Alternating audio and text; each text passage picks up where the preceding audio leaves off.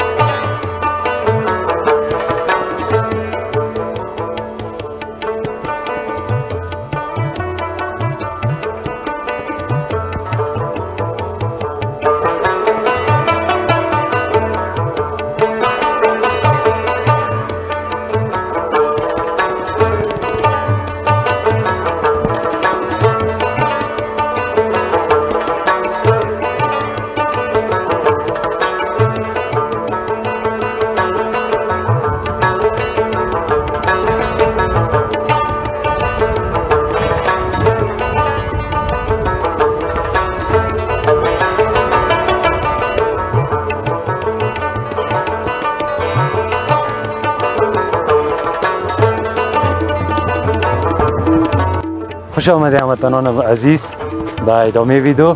امیدوار هستم که از ویدیو خوشتان آمده باشه.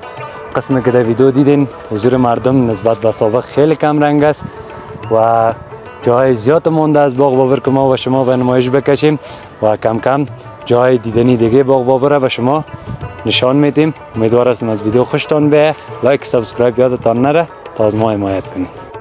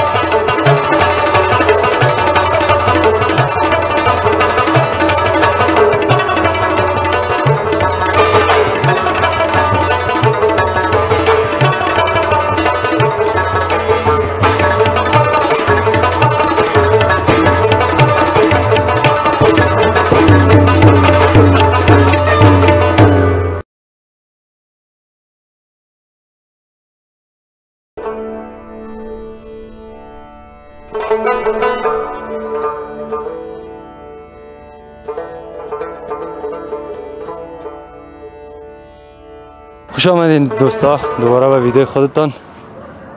قسمی که در ویدیو دیدین جایی که از باغ بابر بود به شما به نمایش کشیدیم. حالا میخوایم اگر هموطن ما اینجا 6 تا همراه از او کم صحبت داشته باشیم و درباره باغ بابر ازش پرسان کنیم و درباره که چطور اینجا آمدن 6 تا چی میکنن. با ما همراه باشیم، میریم به طرف ویدیو.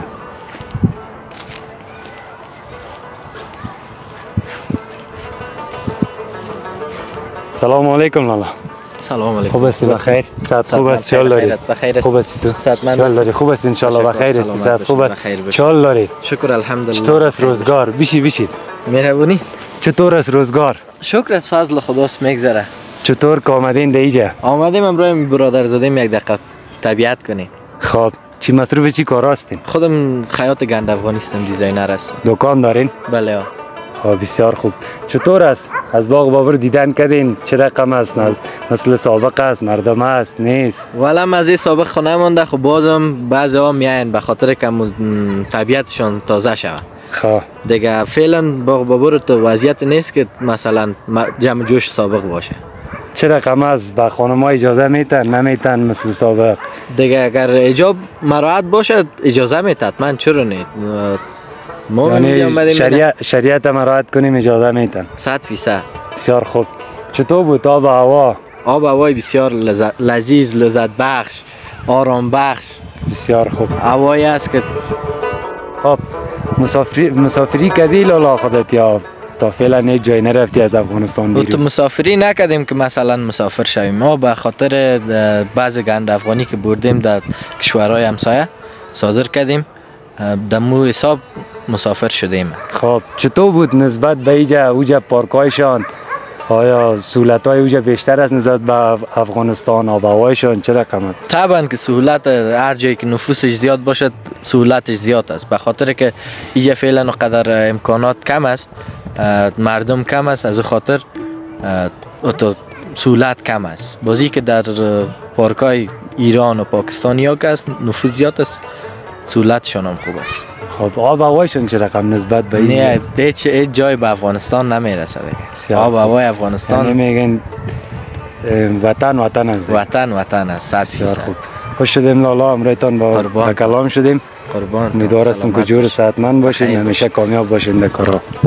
قربان. بخیر باشین، لذت ببرین. تشکر. خب این بود دوستا مصاحبه با هموطن ما. دیگه قسمی که مصاحبهشان شنیدین جای مسافرت هم کردن، اما نسبت به افغانستان آب و هوای اوجا نسبت خوب نبود، اما سهولتاش نسبت به افغانستان بیشتر است و امیدوار هستم از ویدیوی ما خوشتان آمده باشه. اگه خوشتان آمده بود لایک، سابسکرایب و فالو یادتان نره. امیدوار هستم سابسکرایب کنین تا از ما حمایت کنین. میریم به طرف ادامه ویدیوی ما.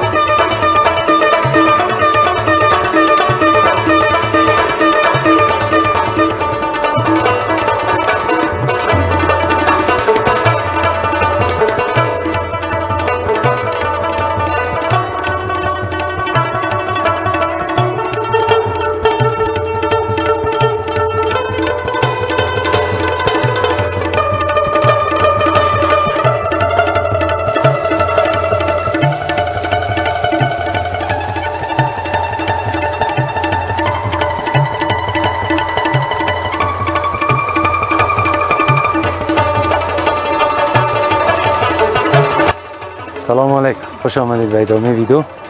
خب حالا ما میخوایم از خود مقبره بابر به شما یک ویدیو نشان بدیم که در سال 1530 میلادی در آگرا هندوستان بعد از وفاتش مطابق با وصیت‌نامه خودش در حدود سالهای 1540 و نظر به وصیت‌نامه خودش به باغ بابر کابل انتقال نمود و دفن گردید. میریم و از مقبره دیدن میکنیم. با ما همراه باشید.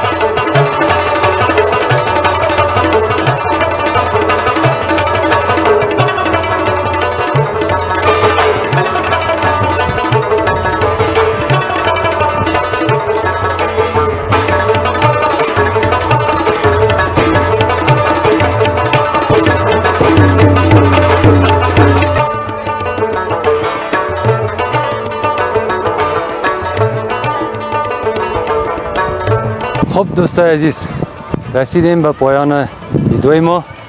این بود از یک ویدیو از باغ بابر که جاهای زیبا و جاهای تاریخی باغ بابر را به شما به نمایش کشیدیم. امیدوار هستم از ویدیو خوشتان آمده باشه. اگر از ویدیو خوشتان آمد لطفا لایک، سابسکرایب و زنگوله را فشار بدین تا از ویدیوهای دیگه ما با خبر شوید. و اگر میخواین که از جای دیدنی و تاریخی افغانستان به شما مثل امروز یک ویدیو بسازیم، لطفا در کامنت با ما بگوین و ما به شما یک ویدیو بسیار جالب از جای دیدنی افغانستان تهیه میکنیم و امیدوار هستم که خوشتان بیاید. و سپاس بسیار زیاد از تمام شما که ما را تا این دم حمایت کردید. خداحافظ و نگهدارتان.